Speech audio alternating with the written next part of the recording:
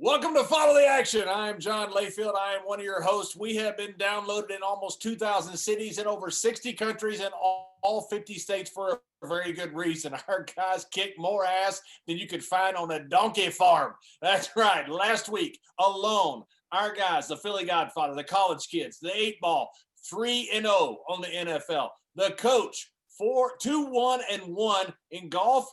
Not a great record, but a winning record because Coach has been 22-10 up to this point, and another winning week for the man on the PGA Tour. And our guy, it's time.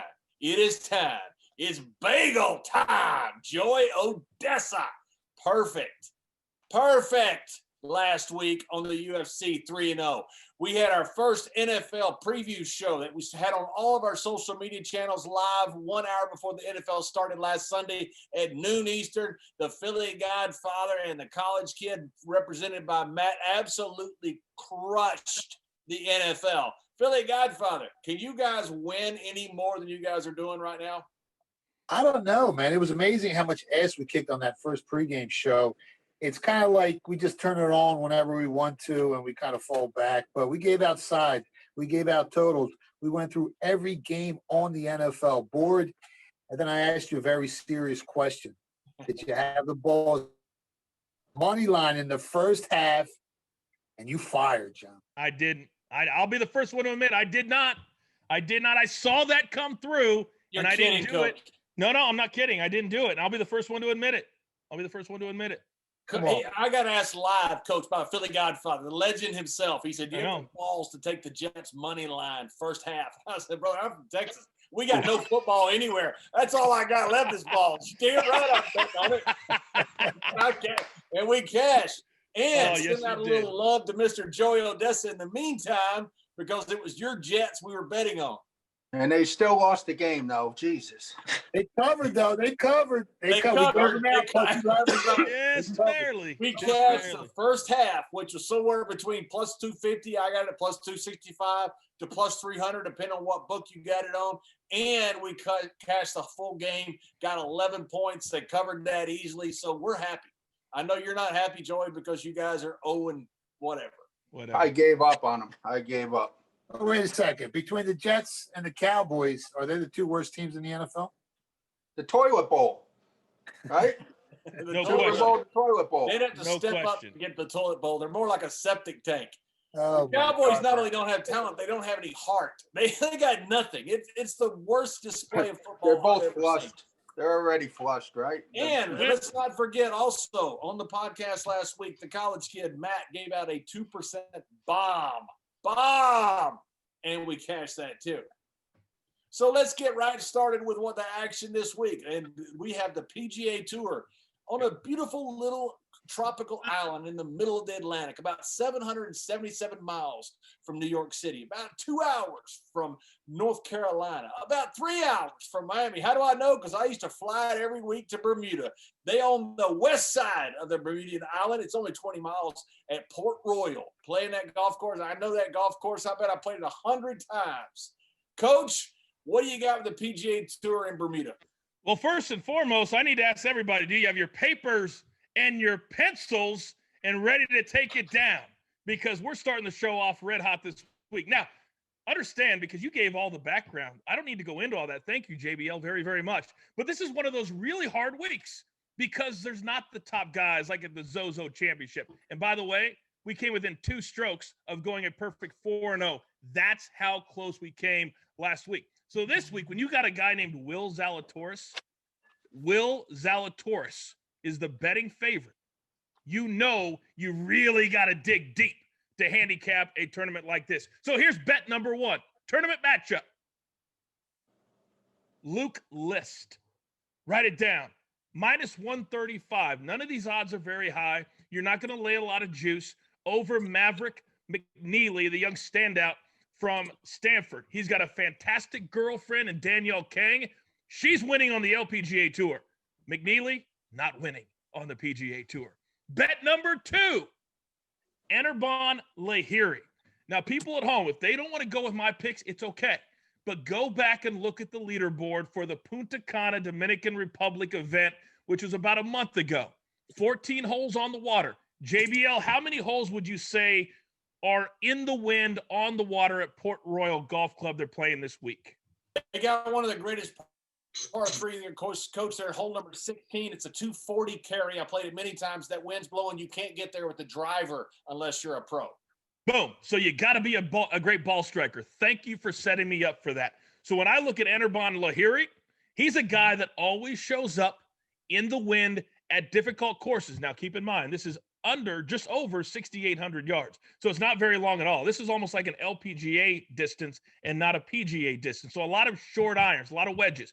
So take Lahiri over Bo Hostler, the youngster out of Texas. That is plus 100. So it's even money for Lahiri over Hostler. Bet number 3, Patrick Rogers. He also played very well a month ago in the Dominican. He's minus 110, so essentially even money over Tom Lewis. Now, Tom Lewis has had a really good year, but since the year started over, he hasn't been playing well at all. He hasn't got a lot of opportunities because he's way down the list. So he's going to be a little bit rusty. Rogers is not. So take Rogers over Tom Lewis. Those are your 3 bets. But guys, we've been so close on our bonus bets. We're going to give it one more chance this week. A bonus bet. Yes. I love bonuses. I love bonuses, Coach. I know you do. So I'm going to give you a top 20. Now, Coach, you may never heard of 128 to 1. Your guy, it almost cashed. We're so close. I had guys that were tweeting me saying, Coach, you're so close. We had Lonto Griffin, who went into last week, just one back going into Sunday. He kind of fell back on Sunday, but we were very, very close at cashing that ticket. Cameron Percy, plus 330, top 20 finish. If you want to bet him to win, go for it. He's plus 8,000.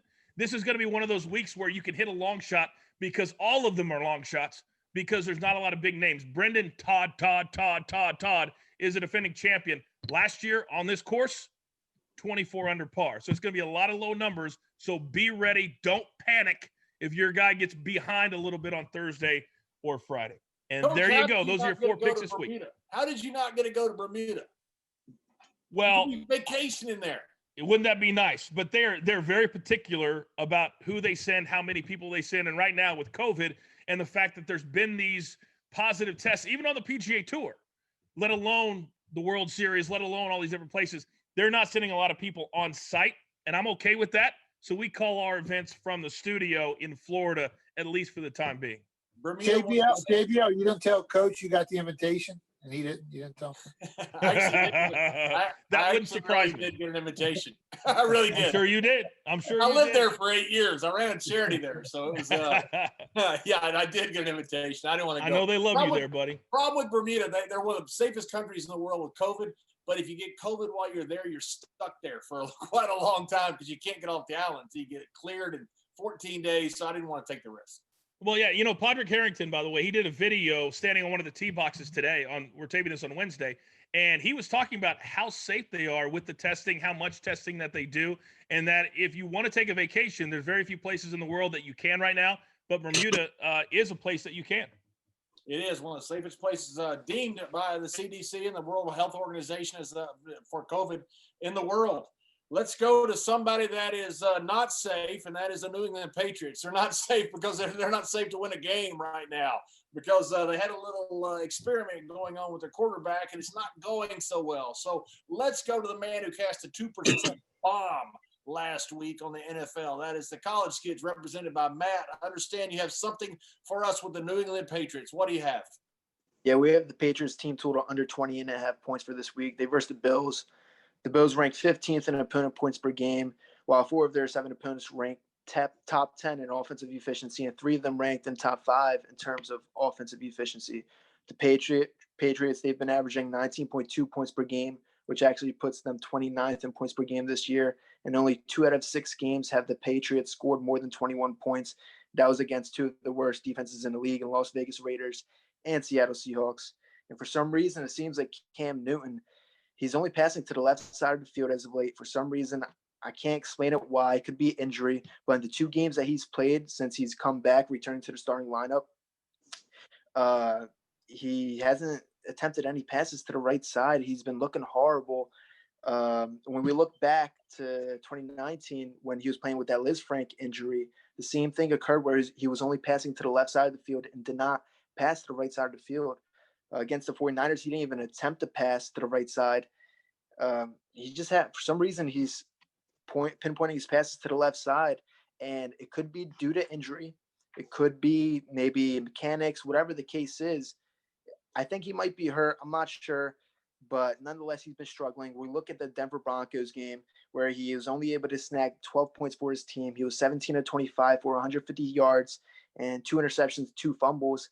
Next game against 49ers, he only threw for 98 yards, put up only 6 points, 9 for 15, and 3 interceptions. So he's been doing really bad as of late.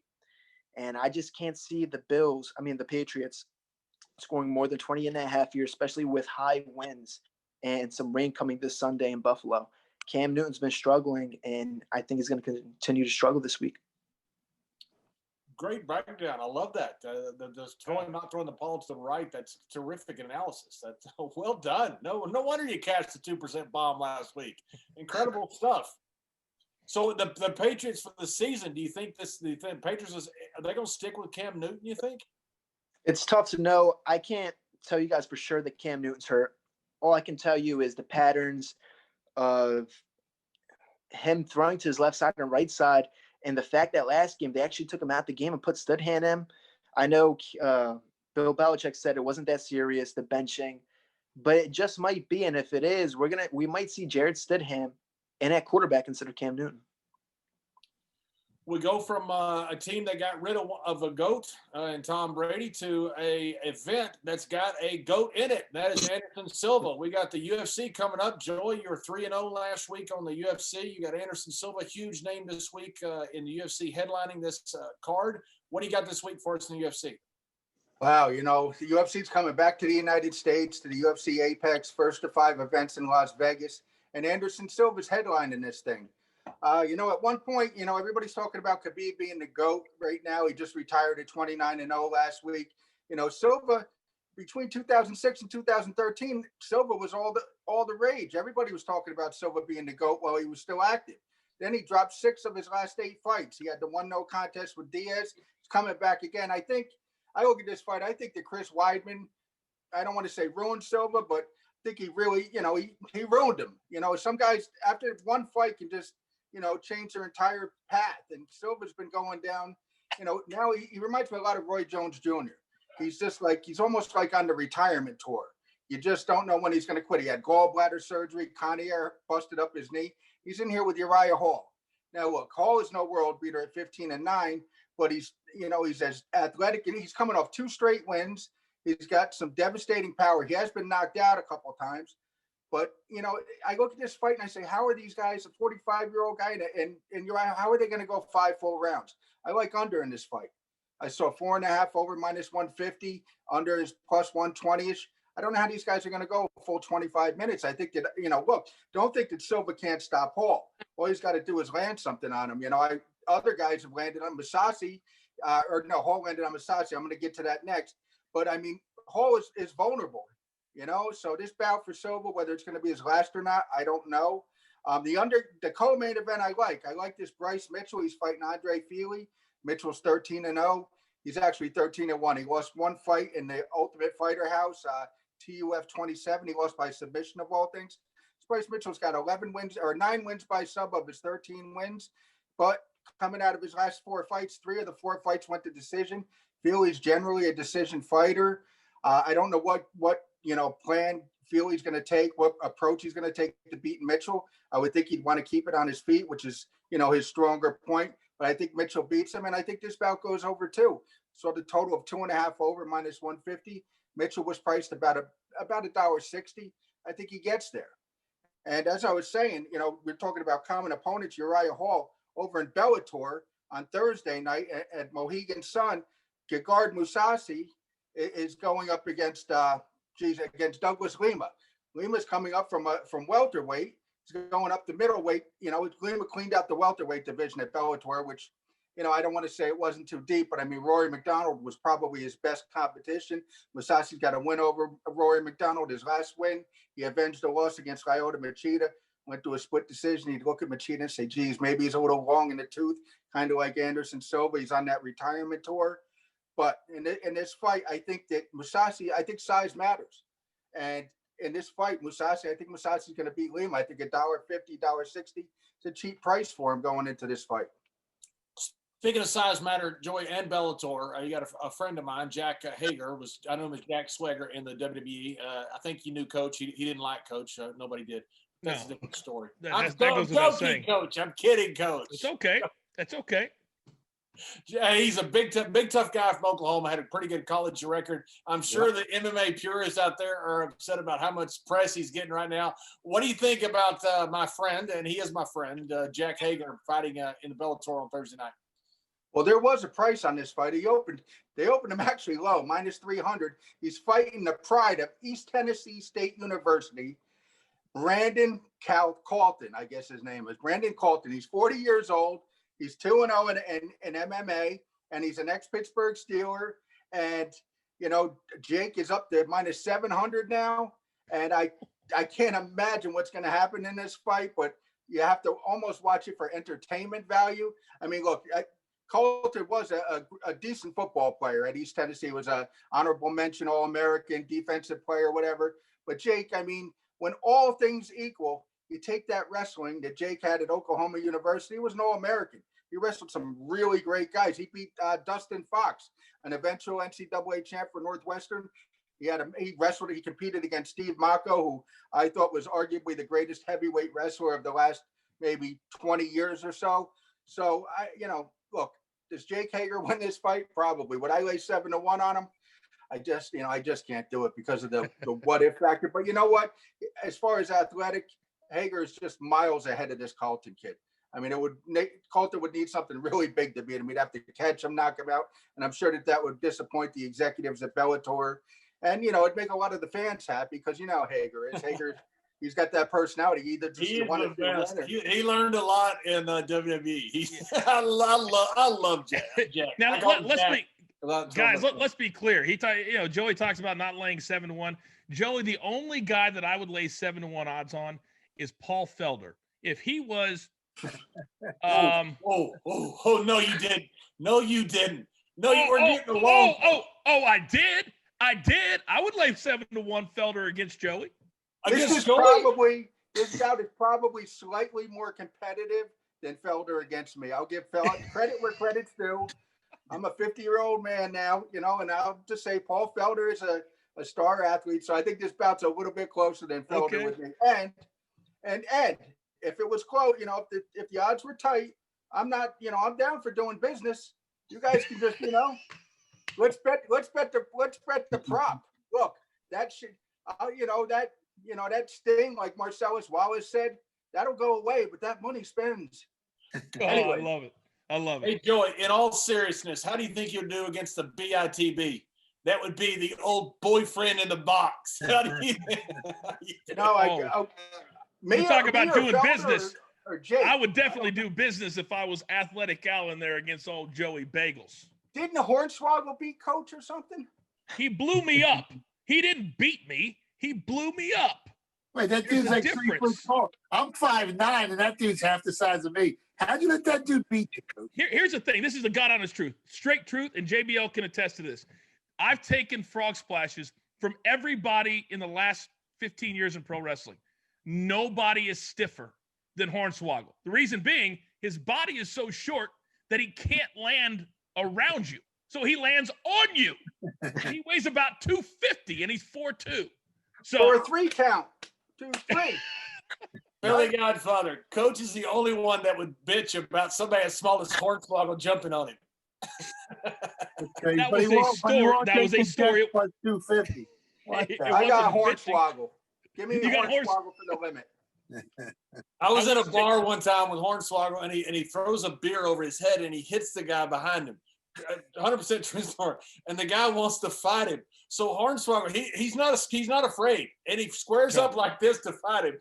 And this guy, Hornswoggle lifting up to the guy's belt. This guy looks at him, and I said, "Dude, he's 3'6". What are you gonna do?" That was our guy, though. I tell you what, he was the very first midget to ever get a full-time contract in the WWE. Leprechaun, Coach. Leprechaun. You can't say that word no more. You got to call it. Little No, people, you can say that leprechaun word. It's not. I'm not deprecating him. I'm giving him props. He earned a full-time Listen, contract. Beat you. He's good. They got a whole group. The midgets of America are going to come after you on social media, just so you know, Coach. You just said it. Godfather, you literally just said it. Remember Time Bandits? You know what we need? We need to get Hornswoggle on this show. He's Oh, that'd actually be great. You know him, Coach. He's a funny guy. I love. Oh, he's great. He's fantastic. Is anyone He's here funny. old enough to remember Time Bandits? That was the greatest movie ever with all the midgets. Time Bandits. Yeah. No, You can't say. You got to You say can't little say people. midgets, no, but that was Joey. epic. That show was great. You got to admit that show was. That was. Well, let's go Tijuana to times something that 100. is politically correct, and that is the NFL. So let's go to the Las Vegas Raiders, who have never been politically correct, taking on the Cleveland Browns. And I understand, 8-Ball, you have something in this game. What do you got? Yeah, we love the over 52.5 in this game. Both these teams are giving up a ton of points. Right now, the Browns are giving up 31.6 points per game, while Las Vegas is giving up 32.8 points per game. Meanwhile, both of these offenses are averaging 28.5 points per game, so they're scoring a lot as well. Both these teams move the ball up and down the field. The secondary for Las Vegas, I think they rank 27th in the league, while Cleveland ranks in the bottom half as well. So I think both of these quarterbacks have a field day. If the Browns are able to get that play action going, they can hit some deep shots. And I think both these teams combined go way over this total at 52.5.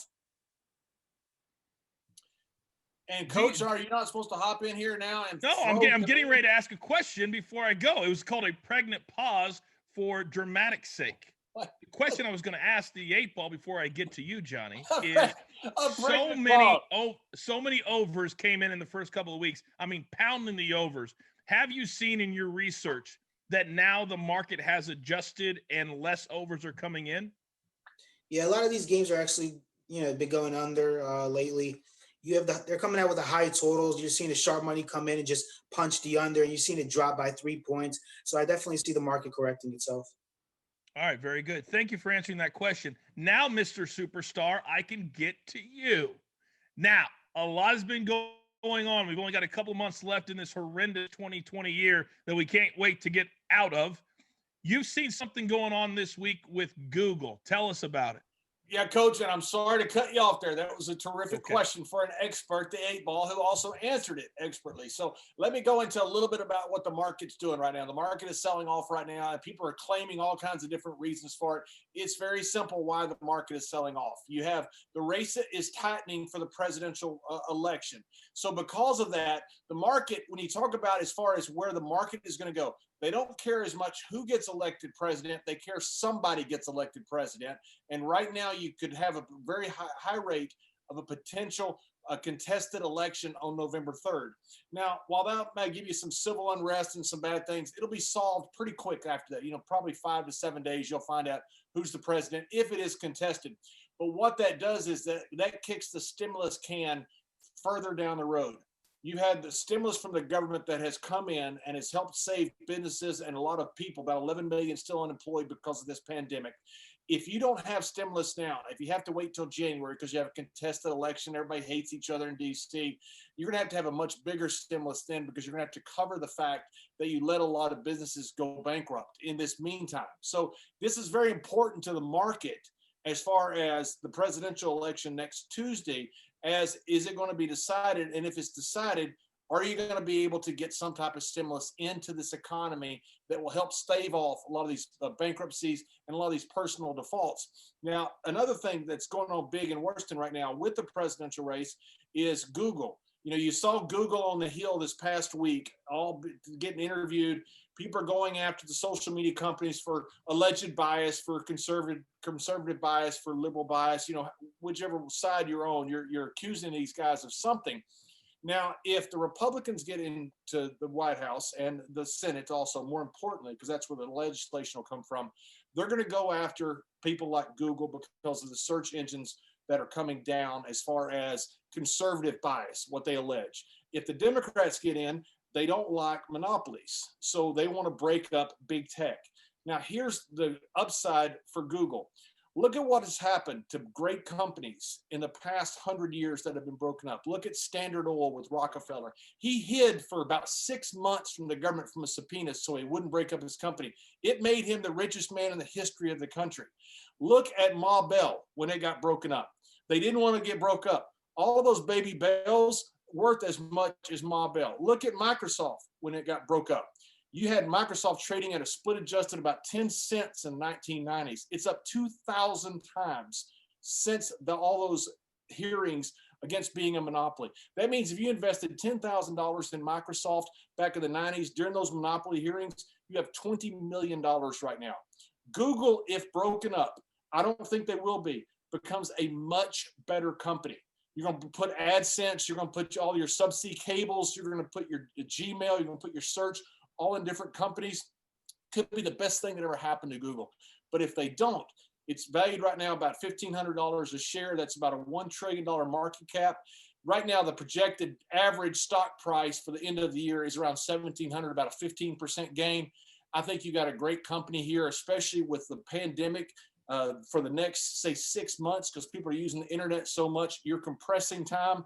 Google becomes a much better company, but the downside risk here that people are worried about is nothing to worry about. It could be the best thing ever happened to Google. Wow, that's a lot of great information there. And I know that JBL, with everything that Google does, at some point, the Philly Godfather has got to use it for his red hot market picks right now. And I think we need to wrap up this show with the guy who is red hot, who's going to have another NFL show right before the games this Sunday. Godfather, what do you got for us this week? You know, guys, I caught a lot of heat for that NFL show. Some of the offshore guys I deal with, they don't want me giving out the moves, the hot stuff, my stuff. And they gave me an ultimatum.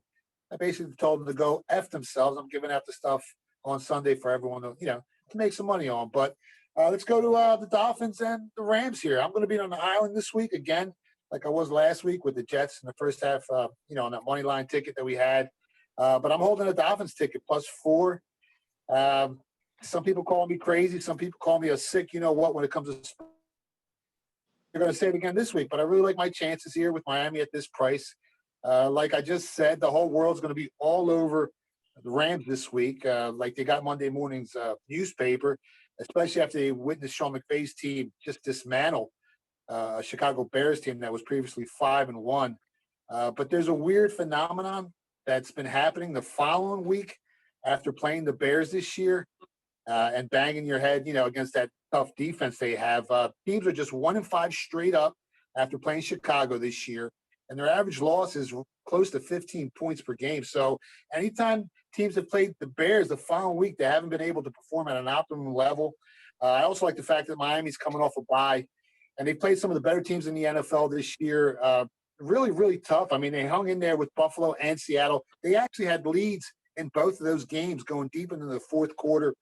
They beat up a banged-up San Francisco team, so I don't put much merit into that. But they did put up 40 points on that San Francisco defense, and they basically took care of business against a bad Jags team and a horrible Jets team. They beat them by a combined 38 points. A lot of people, they think this is the same bullcrap Dolphins team of the past with, 3-3 record. But when you start pulling off the layers on this Miami Dolphins team, the nucleus of this team that has a +47 point differential this year versus a real tough schedule, they're going to surprise a lot of people moving forward. Now, I'm not going to mention any names, but I have some friends on that Miami team, and they all told me the same thing. This Tua kid is the real effing deal.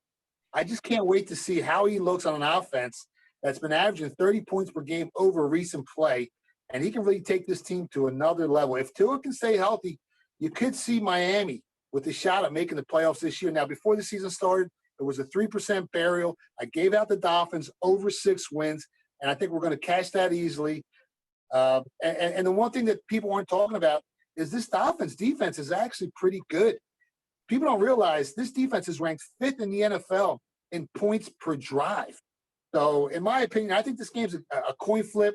The Rams look great on paper. They look great against the Bears, and everyone's going to be salivating to bet this team this week. But who have they beaten? They beat up on the NFC East, the Cowboys, the Eagles, the Redskins, the Giants. They all stink. So their metrics look great on paper, but if you look at their opponents, not really that great. I mean, they beat a good Bears team at 5-1, but they weren't that good either. They lost to the 49ers. I love the Dolphins this week, +4. And if you want to take a shot this week, Coach, I know last week you didn't have the balls to do it. If you want to bet on the money line, start firing. That'll be the last time. Maybe Coach could Google balls. They Coach just Google it. they actually just dropped 1 second. I can't wait to see Tua play, man. I really can't. Me too. I've been waiting You all mentioned year. the Dolphins. They get 30 points per game. People are questioning like crazy all over NFL talk about, do you switch quarterbacks right now? What's your thoughts on switching to Tua? My thoughts? Yeah. I mean, you know what you got with Fitz? And the people I talk to on that Dolphins team really believe Tua is going to elevate this Miami Dolphins team to a playoff caliber team where they're going to be hard to beat. So Fitz is great and all, but this kid's the future, John. Well, there you have it, folks. I hope you've enjoyed this episode of Follow the Action. Don't forget, this Saturday, 1 hour before the UFC prelims, we will be live with Mr. Joey Odessa, Joey Bagels, going over the entire UFC card, and also coming up this Sunday, despite texts from people offshore asking the Philly Godfather not to do it. We're going to do it again. We're going to be back on the NFL 1 hour before the first game, so that makes it noon Eastern time for the coach, the man, the myth, Jonathan Coachman, for the greatest combat sports fighter, combat handicapper, whatever the heck he is. He's also in the pool boy scandal at Liberty University. We're not going to bring that up. Mr. Joey Odessa, fighting out of the city of brotherly love, the Philly Godfather, the college kids, the 8 Ball. I'm John Layfield. Thanks for joining us. This is Follow the Action.